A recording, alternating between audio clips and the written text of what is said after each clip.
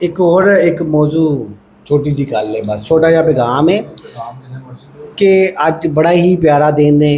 माशाअल्लाह साडी महफिल असी आप वसल्लम दी इस दुनिया की तशरीफ आवड़ी दे विच छोटी जी महफिल सजाई है। तो मैं रिक्वेस्ट करांगा कि सोच विचार करो।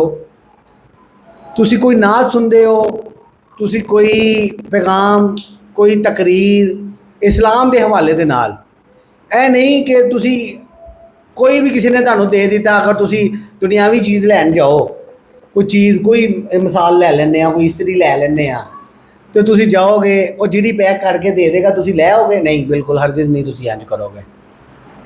तुसी उन्हें पहले चेक करोगे, उन्हें पूछोगे यार इनकी वारंटी कितनी है, उनका भेदभाव करोगे, फिर तुसी उन्हें वास्ते लैके आओगे। तो मैं हैरान हाँ अपने उस्ताद मोहतरम की तरह कि इस्लाम दफ़ा तुसी नहीं कभी सोच विचार किया कि जो तुहानू मिलता है, तुसी मस्जिद च गए हो या किते भी गए हो, और जो भी तुहानू मिलता है तुसी चुप करके लैके आ जाते हो। तुसी उहदे ते विचार सोच विचार नहीं करते कि यार आया कि इस बंदे ने जिहड़ी गल की कुरान हदीस के मुताबिक हैगी, या मैनू इन्हें पल्ले फड़ा दी है तो बस तुसी चुप करके लैके आ गए हो। नहीं, बिल्कुल गलत गल है, सरासर गलत है, ज्यादती है अपने नाल भी, अल्लाह दे नाल भी, अल्लाह दे रसूल दे नाल भी, ते दीन इस्लाम दे नाल भी ज्यादती है।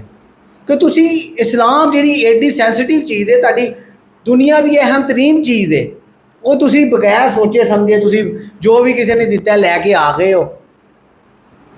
तो बाकी अपनियां जिहड़ियां तुहाडियां जरूरत दी चीज़ां, दुनियावी चीज़ां, खराब होने वाली चीज़ां ने, वो तुसी चेक करके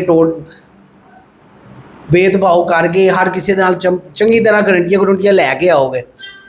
मगर इस्लाम कोई दीन की गल हो, फिर तुसी पहले मैं पैगाम दाँगा। सब तो अहम मेरा मकसद है वे गल करन दा कि कोई भी अगर इस्लाम की गल हो, सब तो पहले जिमें देखो जी नातां ने, गाणियां की तर्ज ते नातां चलदियां पईयां ने, मजाक बनाया है। अल्लाह का फरमान है कि तुहानू मजाक करने वास्ते अल्लाह ते अल्लाह का रसूल ही रह गए ने, कि यार तुहानू मजाक करने वास्ते अल्लाह ते अल्लाह के रसूल रह गए ने। होर मतलब तुहानू हुण कोई समझ आती कि यार तुसी किंदे नाल, अल्लाह नाल, हस्ती नाल मजाक करन दे हो? तो सोच विचार करो काइंडली।